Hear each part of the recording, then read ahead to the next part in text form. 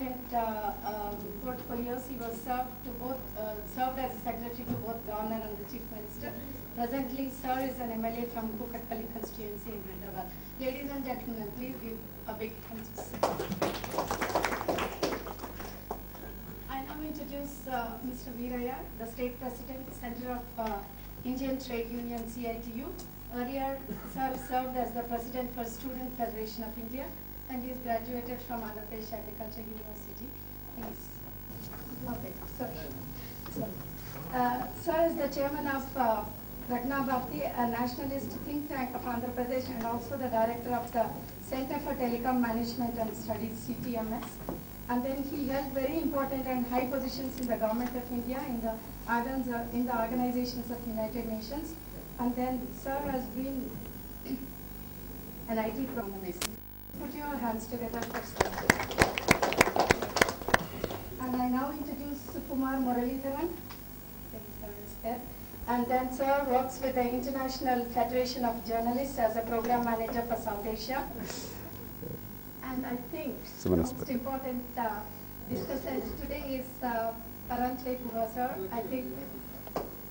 Friends, happy Ugadi to all of you. Nandana Nama Samvatsara Subhakangshalu. Friends, in a seminar of this kind, the last seminar or workshop, after 2 days of intensive deliberations, when you're all eager to go back to your homes and families for the festival, is about the most tedious thing. So my promise to you on behalf of all the participants here, the panelists here, is that we'll all make it very brief and hopefully interesting. Because the first principle of media is to be interesting to your viewers, to your readers, to your listeners. Otherwise, no matter what you say, it's of no consequence. First, how you say it is important. Therefore, my appeal to all the panelists is, please follow that principle, make it brief, succinct, and give space and time for interaction. And in that spirit, I will say just a few things just to set the terms of discussion for this, because I'm sure everybody wants to discuss everything under the sun. Because media, and in this country, we love to say a lot of things when we don't know much at all in any case. There are two themes suggested. But before coming to that, I'm often reminded of Einstein's words. He said, 20th century is characterized by perfection of means and confusion of ends. In many ways, the theme for this afternoon is a reflection of that. Because we recognize that media has become very preeminent in our day-to-day lives, it's achieved a level of technological excellence unprecedented. And yet we believe that somewhere we are not getting what we needed to get. We are discussing this. And oftentimes, even many media folks themselves are confused about what their purpose really is. Some of them rather bluntly and very honestly, very disarming charm, they told us that their business is to sell. They don't care what they sell. And I actually appreciate that candor.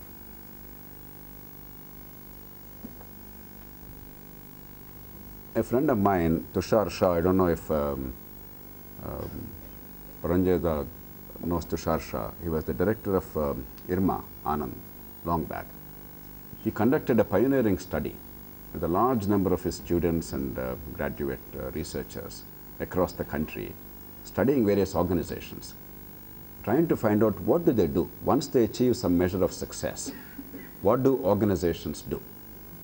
In this context, he was looking at cooperative institutions, but it really applies to any organization, particularly in the Indian context. He came up with a spectacular title. He said, Seeking Salience. They have no other purpose, they just want to be relevant. The mission, the goal, the purpose, they're all lost sight of. Eventually, I am there, and therefore I have to be loud all the time, and I have to be relevant. That seems to be the problem today. Definitely, that's what I feel in the media in Andhra Pradesh. I must be candid.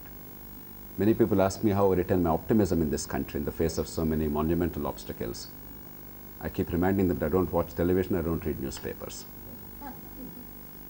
I suppose somebody with those qualifications is unfit to chair a session. But that only illustrates the point that actually if you want to preserve your sanity, maybe it's good to stay away from these things, at least in substantial measure, if not fully.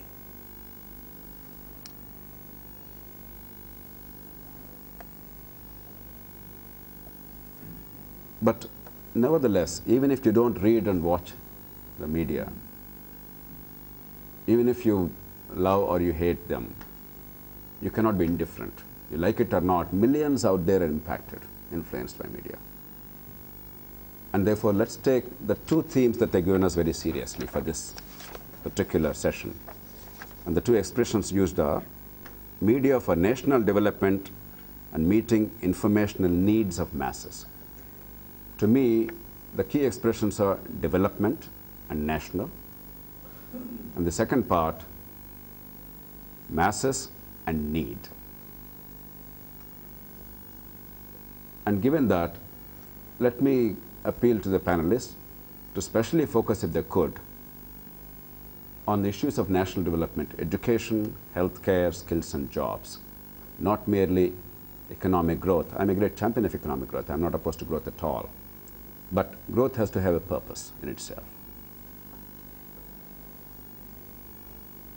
And national is about reconciling conflicting interests. If India is merely an aggregate of 100 things, but there's no nation, then we have lost everything. I'm an old-fashioned nationalist in that sense, and therefore, are the media really helpful in reconciling conflicting interests, in building the nation in a very complex environment? To me, that's a key challenge. As far as the needs of the masses are concerned, obviously, the obsession with page 3 journalism has been a point of great concern to many of us, and I'm sure that has come up for discussion in the last 2 days. I have no doubt about that. But that apart, can media simply exist for profits? While profits are necessary to sustain it, can media justify anything and everything under the sun as pursuit of profit? For instance, this state has pioneered, and the rest of India has emulated today, the concept of paid news. In 2009, AP is the state that started the paid news. I don't know if Paranjeza and others are aware of that. Later, Maharashtra has done probably even better than us, probably as well as we have done. But is it something that we can really look at? In what way can we address some of these issues? Because they're not certainly meeting the needs of the masses at all. Can we look at issues of deepening of democracy? For instance, the issue of localizing power, local government empowerment, treating citizen as the center of the universe. It never finds place in our discourse in this country, even among the serious practitioners of the media profession, even among the enlightened pieces we see in media. The notion that the citizen must be sovereign at the local level, and there must be that link between vote and public good at the local level, between taxes and services, between authority and accountability. I have not seen it anywhere strongly expressed or articulated intelligently. I'm reasonably confident about that. Because media by nature loves centralization. Media by nature wants one or two key players fighting for power. Then it becomes dramatic, polarizing. Whereas the mundane issues that affect us on a day-to-day basis, our lives, our concerns, from a toilet for a poor woman to the water supply in a mohalla, these are not sexy issues. These are boring issues. The sexy issues are 2G spectrum, even if you're a serious journalist, let alone the page 3 kind of thing, but not the real issues that bother you and I. The mosquito in our neighborhood is not something that really is a matter of concern. So are we really a democratizing influence? I'm deliberately asking a provocative question. And finally, have media become a part of the problem, or do they seek to be a part of the solution?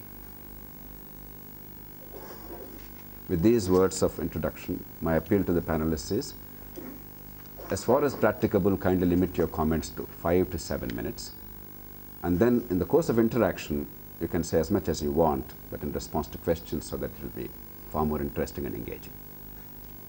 Thank you. And may I now call upon Sri Veeraya, a noted trade unionist and a a champion of communism, a dying breed in this country and perhaps in the world, to make his comments. By reading whatever I wanted to express here, if I wanted to say something extempo, I have to try to run behind you because you are all well versed in English. Friends, I am happy to be among you for discussion on this important subject, media for national development and meeting informational needs of the masses. The question arises that who are the masses and what is the national development?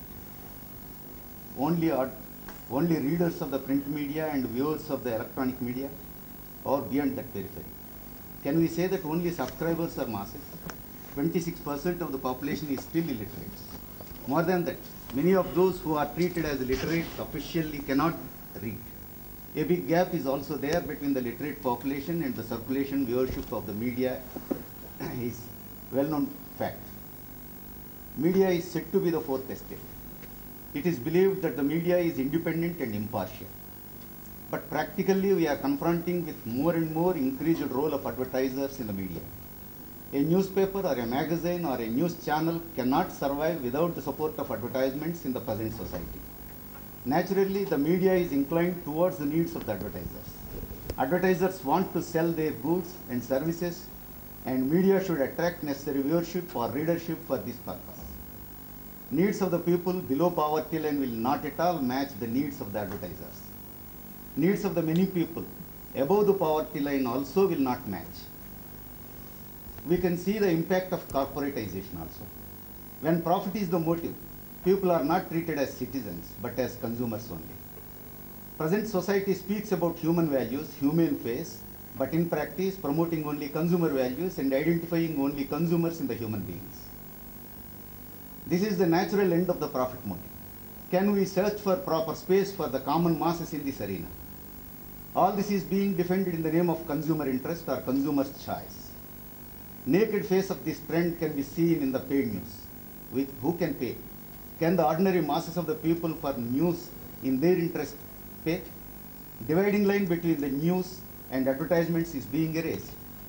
Viewers and readers, in their language it is consumers, are publicly misled. Who are the consumers?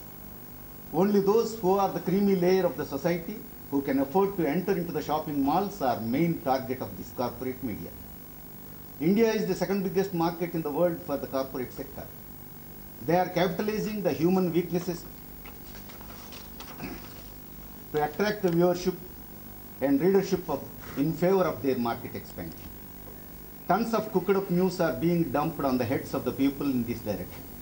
Here the national interest and corporate interest are needs of the masses and needs of the corporates are confronting with each other. They want sensational news instead of facts and reliable news. They are not bothered what happens to the society, but bothered about their profits and their market. It does not mean that everybody in the media is doing the same. There are some people who still believe in the independence of the media. There are also some people who feel responsibility towards the society. Some individual incidents or some facts which may create sensation or attract the attention of the viewers and readers will be getting some space now and then. Some real issues may come into the picture as a part of political rivalry also.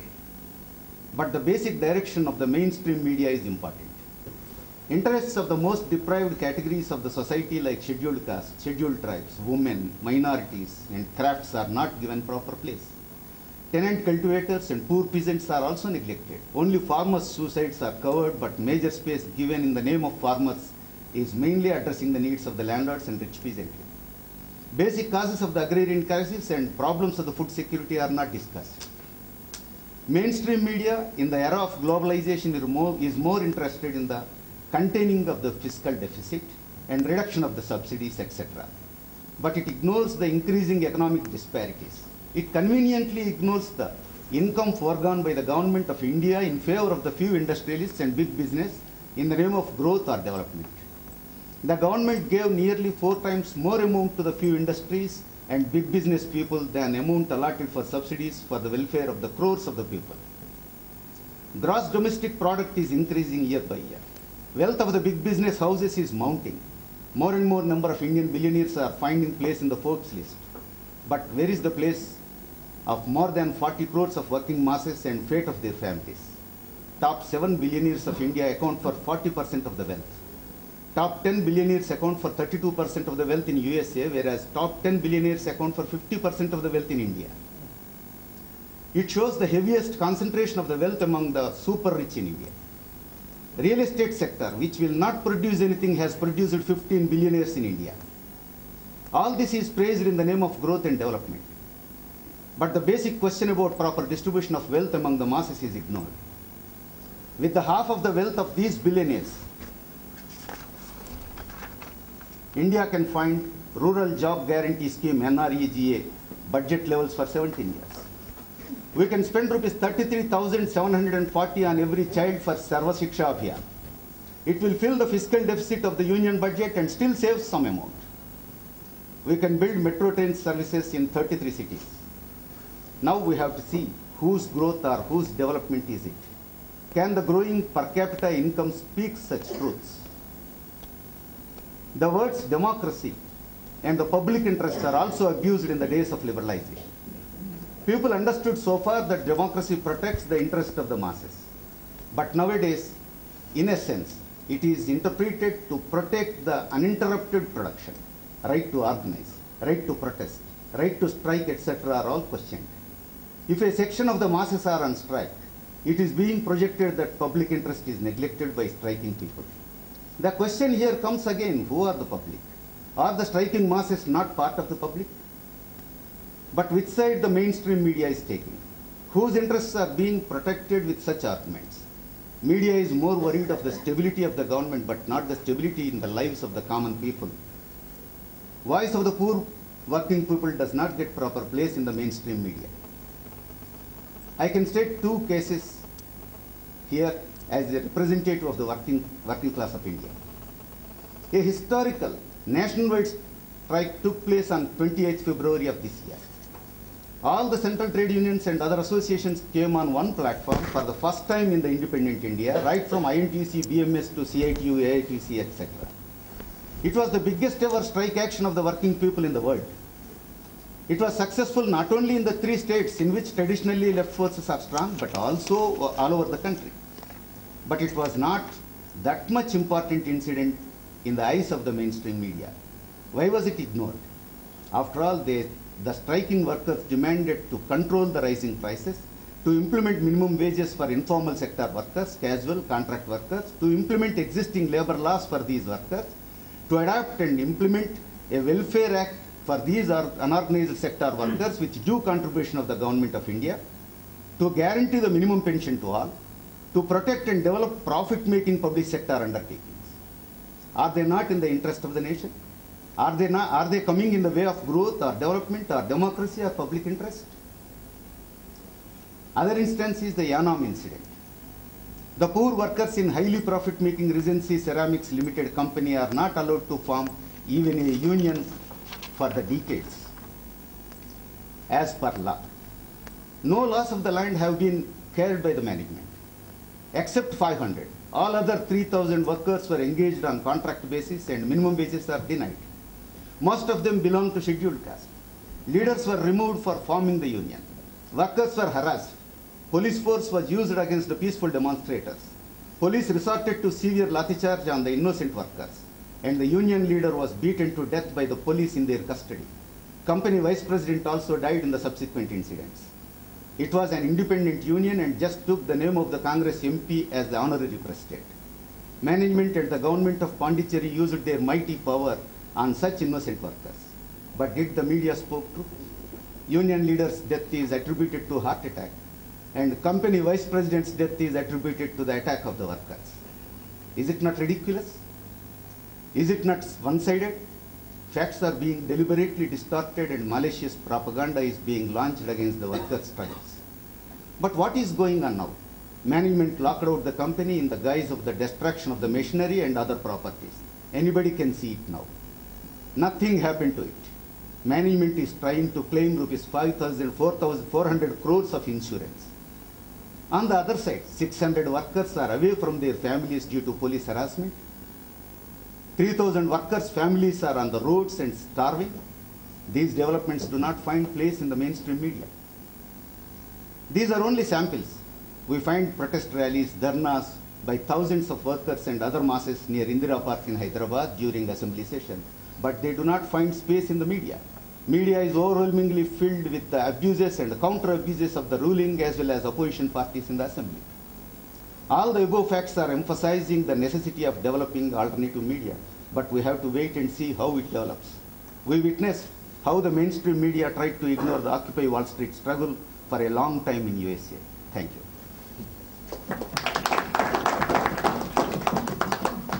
We heard a very powerful presentation from trade union perspective. Now let's hear our distinguished elder statesman, Dr. Hanuman Chaudhary Garu. He is an octogenarian, but he is probably younger to most of us in terms of this discipline, the spirit of service and willingness to learn every single day. I have not seen him waste a single minute in his life. Wherever he is, he keeps making notes, keeps reading, keeps studying, an incredible dynamo and a true nationalist. Shri Hanuman Chaudhary Garu. Friends, at the entrance to the Library Congress of the United States of America, there is a wonderful sentence.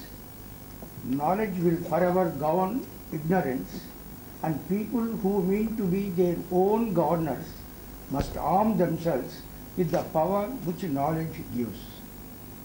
By James Madison, when he opened the Library of Congress. Knowledge. Information, unorganized, and when it is organized, becomes knowledge. Knowledge plus experience becomes wisdom. And wisdom to be used by the Viveka, by the discriminative power. So this is the ascending order of the use of information. Now information for development and for the needs of the masses is for development or for debasement. What are the media doing? Similarly, are we having in information needs or excesses of the information which do not lead to any productive outcomes? Friends,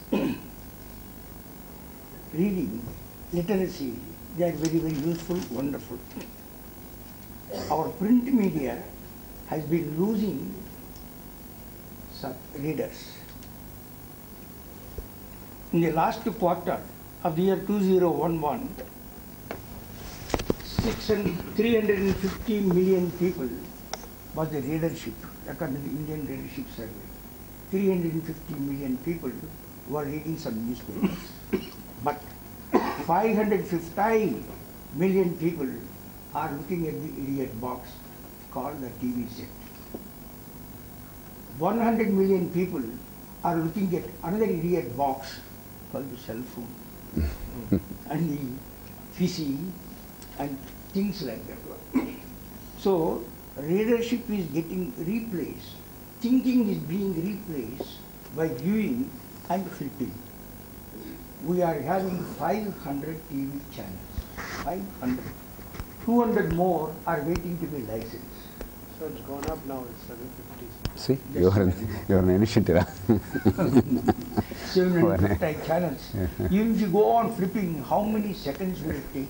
750 seconds, 12.5 minutes, without seeing anything. And the attention span of any person is not more than for 5 minutes. That means upper story to completely left. Whereas if you are reading something, you are thinking about it. You pause and say, is it true? Or can it lead to something else or the other? So what we have to do, I think these channels must be restricted. China has done a wonderful job. It has got only 34 channels. There used to be 129 entertainment programs. They say stop all that nonsense. Abolish 69% of them and bring them down, because our people are wanting entertainment. You are so distressed that you do not want to think, you do not want to work, you do not want to speculate, but still go on seeing something to be entertained, titillated. So when the excess of liberalization swing from one control to another absolute license, then it is public function. There is a need to restrict this type of thing. Take FM. We are having 250, 839 more are going to be licensed for another 227 cities. So this is not informatizing the society, this is idiotizing the society. If you listen to that FM, what the presenter says, I don't know whether he's speaking or cooing or crowing. That language is absolutely useless language. They are vulgarizing the language, and one woman and man, they sit together and go on as though they are making one. So this is the type of thing. And if you see the FM channels, the anchors, the presenters, they are totally ignorant. I can't say they are illiterate. I don't know whether they read anything, because writing, of course, is now being substituted by picking on the keyboard. Nobody writes. Now you write, you only pick on the keyboard. So these anchors, they get people like Jay Prakash and me and others, and the type of questions that they are absolutely idiotic questions. So we are not informing, we are not sensitizing people, we are simply filling up the airspace with nonsense. Now, cinema, it has been losing. Cinema has been losing year after year. 71 million people saw. But the sooner it is closed, it is better. Of course, it will die a natural death, because there is a competition in vulgarization between the TV channels and the cinema. On the TV channels, there are serials. They never end, infinite. And what is the content? The mother-in-law is eloping with the son-in-law, the brother-in-law with the sister-in-law, and all of them together with somebody else. Endlessly, this is what is being portrayed on these serials. So do we want the igniting the intelligence of the Indians or the idiotization of the Indian mind? Therefore, a control is absolutely necessary. I think our All India Radio and Doordarshan are doing an excellent job. They are the oasis. And they don't transmit for 24 hours. Why should India be transmission for 24 hours? In spells of 2 to 3 hours, they give lot of information, very good information, with very good language and very proudly. Yesterday morning, for about 30 minutes, there was a drama, Draupadi Mana Samrakshana. That is, how to protect a woman's mana, chastity. So that is the thing which will ennoble us. What we are ennobling the people, that is what is required. Classical music, classical dance, these are all cultural aspects of a nation. What does it profit if the man gains the wealth but loses the soul? That's what the Bible says. Navityena tatpaniyo manushyaha. We may have lots and lots of economic development, satiated but not satisfied, satiated but not satisfied, not with one marriage but multiple marriages. So is this that we are wanting to promote by having lots and lots of wealth? Therefore, where there is no self-regulation, it is absolutely necessary, call it communism, call it socialism, whatever it is, but enlightened regulation is necessary. We must mandate that these channels shall not be for 24 hours, as no more should be licensed, and they must be mandated to carry Doordarshan and Akashvani programs, which are very culturally elevating and ennobling. One more thing. If private people, if political parties, if evangelists can have TV channels, why cannot have the state governments have TV channels? Why don't they have radio channels? Because some of those governments are in competition with the central government in development, in absolute economic development and cultural development. They too should have. So it should not be the monopoly. When the monopoly is gone, but to the other extent it has gone. And finally, a number of newspapers. What are they living on? I think the Times of India's revenues are about 80–85% from advertisements. And what is it? About 36 pages. How many pages are useful? Lots and lots of trash. With bare one strip of paper, cloth here. I suppose it is not paper. And one more strip somewhere else. This is the type of pictures that are being presented there. And what does it is? Prurience, pure prurience that is used in order to attract readership. And the advertisement revenues are also shifting away from newspapers to the TV channels. And in competition with all of them is something which is beyond the control of all nations, internet. If you take Facebook, 875 million users are there. And Twitter, and these people one-to-one, no nation state can control the flow of information. Is it good? Is it subversive? Is it educative? Or is it idiotizing? Now, a public debate is necessary because if you control that, there is an evil. If you don't control, there is more evil. Therefore, if the choice is between some evil and more evil, we have to choose the less evil. So, internet is going to be ubiquitous. Now, there are for 7 billion population, 3 billion internet users are there and 5 billion cell phone users are there. Now, the cell phone is a multifunctional one. It has got a radio, it has got a TV, it has got internet connection. Everything is there. Therefore, all the 24 hours while driving, drunk or driving, similarly cell phoning and talking, and then falling upon somebody or the other, or falling under the train. Every day you have got one death, somebody falling under the train in Hyderabad, because so she is doing something and then crossing the train, etc. So these are the evils. There must be regulation. Society must prevail. I am all for liberalization. I have devoted 40 years of my life to end the monopolies in telecommunications and in broadcasting. But I see that the liberalization has swung to such an extent, it has become a menace. It must be controlled. Thank you. Are not in doubt, please mark his last words. Dr. Chowdhury has been a lifelong liberalizer and he has been a lifelong champion of communications technology. And he worked more than most others in India to spread the communication.